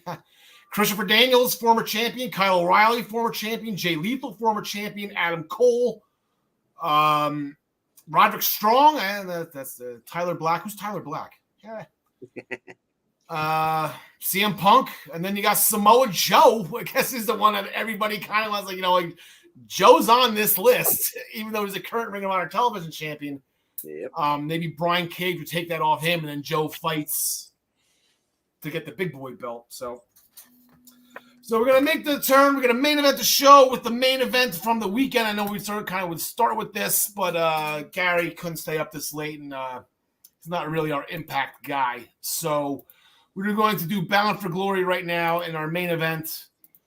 And interesting call your shot gauntlet. We kind of said be aware of the Shark Boy situation where a guy just completely out of left field would win this thing. And it turned out to be Bully Ray. And Bubba Ray Dudley, Bully Ray, as is called in Impact, he came out of left field out of nowhere. And it came down to him and Steve Macklin. And I think we all kind of agree, like, wow, like Macklin. Look at the role that Steve Macklin's on. He just won Barbed Wire Massacre. He just beat Moose the week before. He's on a roll. I Spy a Jersey guy on a roll. And then a Bubba Bomb later. And Bully Ray has got the trophy. And I guess. The only thing I said, and then the telltale's out of school here because I don't, Beavis isn't really the most credible of sources here. But apparently, I guess this is the time of year where Impact contracts could be expiring, so it's almost like they don't know who's going to resign yet. And Scott, I guess let's just give it to Bully Ray because Bully Ray might be up next. It's kind of just a bridge between whatever they got to do next, going into hard to kill. But who would be up next? Who would Bully Ray challenge John Connie in the main event? And goddamn, this was an incredible match. Yeah. This was 28 minutes of absolutely everything you wanted out of this. Eddie Edwards, he pulls up the padding at ringside very early on, hits the Die Hard driver out there on the exposed wood. Back in, he hits a backpack stunner, gets a 2 count. Josh hits 4 consecutive Germans without letting go. They start in the ring, roll to outside on the apron's edge, then onto the floor, and then onto the diamond plate on the ramp. So it was back and forth, and it was fantastic. And then they get back inside. Josh hits that, and I don't know how he doesn't blow out a goddamn knee every time he does this.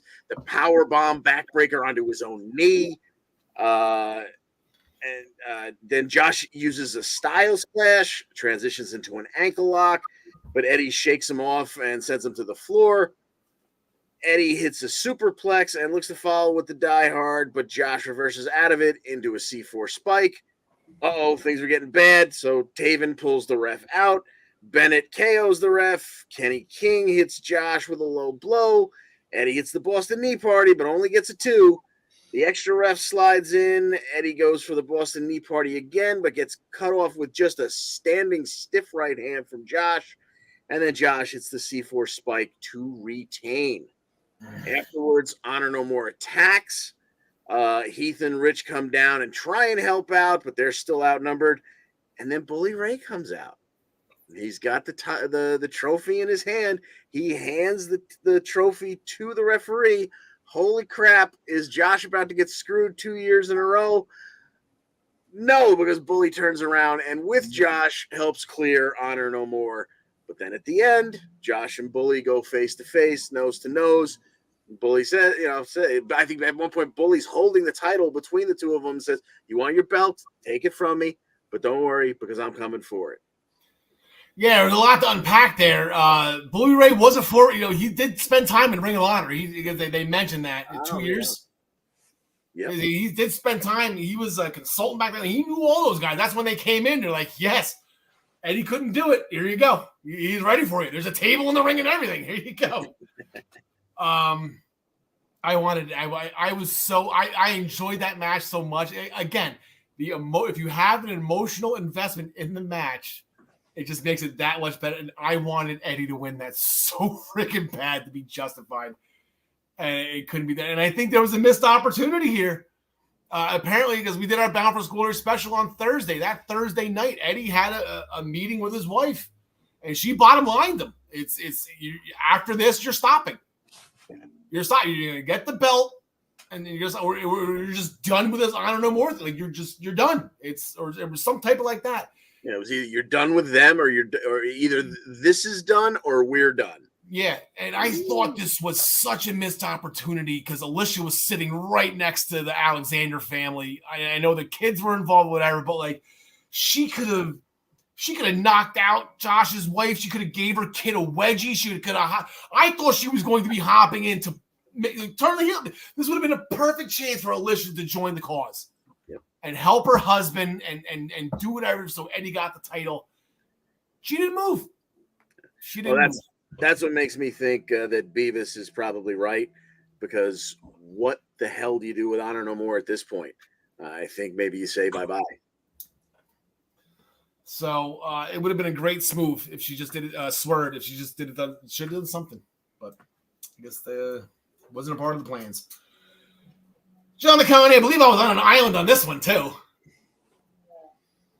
Yeah. This is one of those cases where I'm more than happy to be wrong. You had the Knockouts World Championship. Jordan Grace is your champion going in against the undefeated killing machine Masha Slamovich, and they went about 16 minutes, and it was back and forth. This was the female version. And okay, I'm not going to go as far as to say it's an equivalent. I'm not going to say it's a perfect parallel, but this is the female version of Luther and Sheamus. Luther Reigns? Yeah, Luther Reigns. Gunther and Sheamus, because these two just slapped and chopped and beat the absolute hell out of each other. And deep into the match, 14 minutes in of what would be a 16-minute match, Jordan hits a Grace driver, and Masha kicks out at 2. And I'm saying to myself, okay, that's exactly where this needed to go. Of course, that's going to be how this is going to play out. Masha hits a cannonball. Like, she's got her up for like the air raid crash or whatever, and like cannonballs into the corner with her. It looked kind of ugly. She followed with the snowplow, but Jordan gets her foot under the ropes to break the count. They battle around a little bit more. They wind up on the buckles, and Jordan hits an avalanche Grace driver for the 1-2-3 to retain and give Masha her first L. Yeah, it was a big moment, a big notch on Jordan Grace's great match. Absolutely great match. This is another great match. This is just a great card. This is just a great match for all of them. The Kingdom defeated the Motor City Machine Guns to retain the tag team championships after Bennett accidentally super kicked Maria. And in the midst of the confusion, Matt Taven check one, big one for Impact. Check one, roll up. Matt Taven on Chris Sabin, feet on the ropes. With the feet Must on to the be a rope. D for the title retention. Absolutely fun match. Back when they said that match could have went either way. Kingdom got it done. They retain. X Division Championship though, John Smith. As my heart broke for Liv Morgan on Saturday. I think yours broke. Yeah. So as far as the questionable booking that's been going on so far in this pay-per-view, excuse me. He doesn't even work there. Damn it. Right? So, we get Kazarian hitting finishers and Bailey kicking out. But then Bailey hits the ultimate whipping, which nobody's kicked out of, and Frankie kicks out of that. And then it's like, what is going on here? Sure, he had a great run as X Division champion, but that was also like over 10 years ago at this point. So you figure, okay, Bailey's still going to win, but no, he comes off the top rope with it was basically like a moon or a shooting star or something, and it gets turned into an RKO basically for the 1-2-3 by Kazarian, and now we have Kazarian as X Division champ, and Bully Ray is in contention for the world championship. Yep. What's going on? I don't know. And the Death Dolls are the women's the Knockouts tag team champions. Because again, for whatever bleeping reason, Deonna Purrazzo is just not allowed to win matches at Bound for Glory. It's just getting annoying. 0-3. It ain't 0-3 right. is champion. 0-3 is champion. She walked the aisle 3 times now at Bound for Glory, and she can't get a W here. Well, isn't that the biggest? Did Ric Flair say that's like the most prized thing is walking the aisle at the biggest The show? greatest honor a wrestler can have is to walk the aisle at WrestleMania as champion. And this is their version of WrestleMania. So that's, she got the honor. But come on, let's get some W's here. Let's put the cherry on top of the honor here. Let's go. 12 more months till Bound for Glory. Come on, Deonna, you can do this. Mickie James defeated Mia Yim to save her career after a Mick DT. Mia threw in, and I'm sorry. Did anybody else catch that? Yes, I'll take it. Close enough. I'll take it. Chalk one up for me. On the Countdown show, Brian Myers defeated Dirty Dango. Fandango was the one to answer the call. I'm so pissed I missed that. Brian Myers defeated Dirty Dango to retain the digital media title. Raven was inducted into the Impact Hall of Fame the only way Raven can. It was an absolutely out-of-control, unorthodox speech, followed by hitting one last even flow DDT on Tommy Dreamer, who preceded the show in the induction. So I would love to just have one more moment with Raven DDTing me and standing over, making the Raven. And Raven gave it to him. Quote the Raven, nevermore. Before we get into the one match that I saw they have announced for Thursday's Impact, just to throw another log on the fire that we've been throwing on Impact the past couple of months. I don't know if you guys saw this. Bound for Glory, a Friday night show going up against the season premiere of SmackDown, which had the Bloodline on it, an amazing Intercontinental Championship match with Gunther and Sheamus, followed by 2 hours of AEW featuring FTR, Pac for an hour of it. They put a, how WWE, trending number 1 worldwide, Extreme Rules, trending number Bound for Glory. And they put this crap, for whatever reason, they put this crap. Bound for Glory was trending number 7 in the United States. Like, are you out of your bleeping mind? How do you think that this is working? And why aren't you just taking all your family members and everybody and just having them tweet about this thing until it hits number 1 real quick so you can just screenshot it? No, you can get that done. You can pay a bunch of people $20 to do it for 10 minutes, Even if you did it at 4:00 in the afternoon, just get that screenshot. Exactly. Trending number 7. Again, okay, SmackDown was 1. it's Friday night. There's nothing else on. Maybe there's probably a college football game. I don't know. Baseball playoffs. The Mets were on. Okay, so maybe the Mets were too. The Mets were getting their ass kicked. I don't think anybody was watching it. Maybe that's why they were trending and people were laughing at their expense. I don't know. But please, but the next 2 shows, they have 2 shows in November. Granted, one's the IWPF. They're both on Fridays. So I think we need to maybe start of the new year. We got to sit down with Scott D'Amore. I know Scott watches the show. Maybe he's hearing us right now. Maybe we won't have to sit down with him. But we have one match coming up on Impact on Thursday. Bhupinder Gujar, not getting Brian Myers, but getting returning Matt Cardona, who returned in the Call Your Shot Gauntlet. John Flicani, you're already shaking your head. When he wasn't there for the first match, I was like, okay, fine, maybe he's not ready yet. When he came out in the Gauntlet, I was like, son of a, are you kidding me? Anyway, yeah, Cardona I assume gets the job done here. Maybe even with Myers helping him. We'll see whether or not they go back to those two being buddies or if they're going to turn on each other. Who knows? John Smith. Yeah, sounds good to me. All right, let's get all this. Well, actually, here we are. Here we go. These are the Impact standings after Bound for Glory. We didn't really do all too well here. Most of us under 500. Brian Roy actually was 500. We had a lot of the same picks. Wow. I got the extra win for Jordan Grace. Gary got the extra win because he picked Josh Alexander. And then here are the overall standings. And Brian Roy, he's coming up on a 90-point lead. Was that 91? 91 points right there. Jesus, yeah. But we got a little bit of a train wreck here. John McConney let us catch up. John McConney had a bad Bound for Glory. And he's letting us back in this one. I was able to pass Beavis. Gary passed John Smith. Jesus. So, wonder what's going.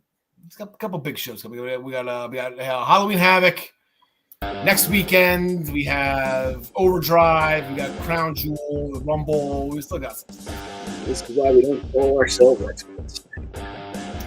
So here are the Raw roll-ups. Last week, Darby Allin hit the Last Supper on Jay Lethal. Matt Taven, as we just said, at Bound for Glory with the Raw roll-up on Chris Sabin. Dax Hardwood on one of the members of the Gates of Agony on Platinum. And then Candice LeRae joining the party. She got one for Raw, but that's 2 for AEW, 1 for Raw, and that extends their lead. They're up to a 5 roll-up lead now. Impact trying to keep pace here. SmackDown and NXT again just not having it. But Darby Allin is now joined the list. He's in a chase. He's trying to chase. I don't know if he wants to win the whole thing here. I think he's definitely chasing Wheeler Yuta using the seatbelt pin. So they actually have pins. Woods with the backwoods. Dana Brooke we haven't seen since Triple H turned over. Liv Morgan, who knows what's with her right now. Miz and Tamina still leading the way with a whole train wreck of people. With 3 roll-up losses. The only podcast that mentions Tamina on a weekly basis. And Dana Brooke. All right. The primetime rundown is back. Congratulations again. They just celebrated 100 episodes last Friday. They are back on as usual day and time. Joey Jarzenka, Ian Schreier, Mike Zabo returned Friday nights at 7 p.m. With everything you need to know about the world of sports. Of course, we are having our NFL season-long feud against the Primetime Rundown. We had a great week, boys. This is absolutely great. We had 5 wins and 1 loss. I finally got a win. Again, he still got that check mark next to him. Everything's going good. The good news, we got 5 wins. The bad news, they got 6. They went perfect. So now that gives us a little bit of a deeper hole. We are 3 wins behind in the win column. In case of a tiebreaker, we're 5 behind in the loss column. So I don't know if you saw it before, I tried to bet with John DeCounty just to screw him over. He's too good. He's too good. So he got me to win, so I guess I'll win. Do you have the Giants 4-1? What's that? I thought the Giants 4-1. I thought the Packers were a lock. Yeah. The Giants were a lock to lose in week 1. Here we are. I don't know, the Giants. Do you have any interest in becoming a sports reporter? Would you like to be asking high-profile coaches and players questions in person? Are you a college student looking to break into the sports media industry and looking to write about your favorite team? The Eastern Observer is looking for interested candidates to join the family for college credit. Look to go further, aspiring writers, social media specialists, content creators, etc. Inquire by emailing eosports3@gmail.com. We are looking forward to having you join the Eastern Observer family. Black Cats NYC, the official band of the Eastern Observer. Everywhere you get your music, Pandora, Spotify, YouTube, SoundCloud, anywhere you get your music, you can get the Black Cats NYC's album, Free King. Out now, play loud. As always, the Essential Wrestling Podcast is sponsored by Pro Wrestling Pick'em, the internet leader in sports entertainment pick'em pools. Join us in the Essential Wrestling Podcast public pool to play against us or create a private pool with you and your friends. ProWrestlingPick'em.com. Play against your friends, play against the universe, and guys, she will like it too. Join us back here next week for episode 123. Man, 123, all right. At 5 p.m. on all our viewing options, anywhere, anyway, and anyhow you're watching the show now, please make sure you join us again next week to watch as well. And while you're here now watching or listening, please make sure to like this episode and to subscribe to the Eastern Observer and make sure to get all updates on all of our shows and news articles. I can't stress this enough. It is all about the algorithm. John, comment anything before we get out of here? Well, another fun week at wrestling ahead. Looking forward to it.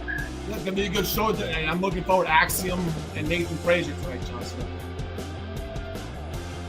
Yeah, and just so everybody is aware, JETS, Jets scored the most points in the NFL. I believe everybody in the tri-state area is booking their tickets for the Giants-Jets Super Bowl. Alexa Bliss, we love you. Zaya Brookside, the Queen of Europe, coming in 2023. Apparently accepting bookings up until then. I saw that on Twitter. My Alexa upstairs just went off. That's fine. Don Connie, take us home. Thanks for joining us. And as always, we wish you the best in all your future endeavors. You know what the funny thing is? I can see this being like a fisherman. Hey, honey, look at the one I just caught. Look how much this one weighs. You know, I can see that kind of.